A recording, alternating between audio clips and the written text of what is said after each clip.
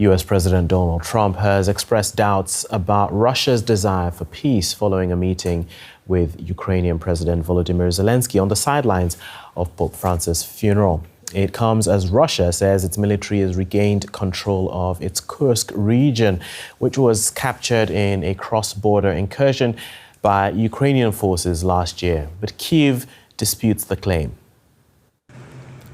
Russian soldiers patrol the streets of Kursk after claims by Moscow that the region is back under its control.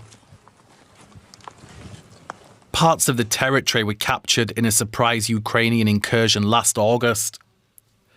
Kyiv has denied that its forces have been pushed out and maintains that it still holds some positions despite what it calls a difficult situation.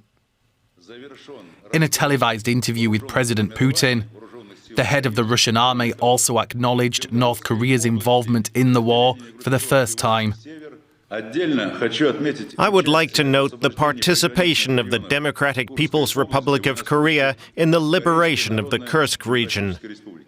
In accordance with the Treaty on the Comprehensive Strategic Partnership between our countries, it provided significant assistance in the defeat of the invading group of the Ukrainian armed forces. The announcement followed a meeting between the US and Ukrainian presidents minutes before Pope Francis' funeral.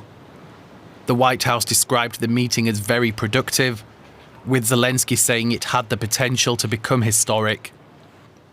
Shortly after departing, as Zelenskyy went on to meet British Prime Minister Keir Starmer and French President Emmanuel Macron, Trump posted on Truth Social that there was no reason for Putin to be shooting missiles into civilian areas, cities and towns over the last few days. It makes me think that maybe he doesn't want the war to stop. And questioned if Putin has to be dealt with differently through banking or secondary sanctions.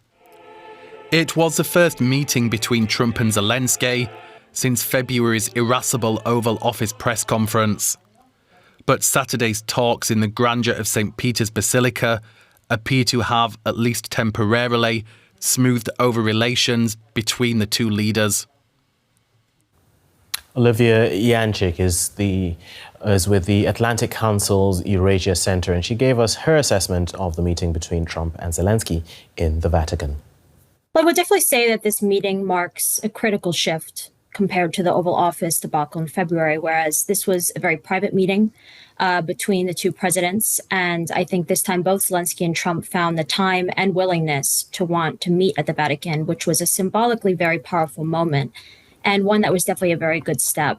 In terms of what's different, I would say that Trump is more explicitly skeptical of Putin now, as seen in his Truth Social post, which suggested Putin might be stringing him along. And there's also growing political heat in that Trump understands that continuing to demand unreasonable concessions from Ukraine, like of recognizing Crimea as Russian, may now carry domestic political risks.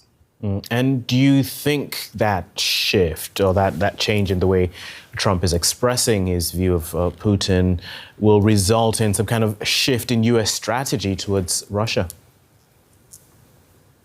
I absolutely do think so. I think that Trump is not someone that wants to be played a fool.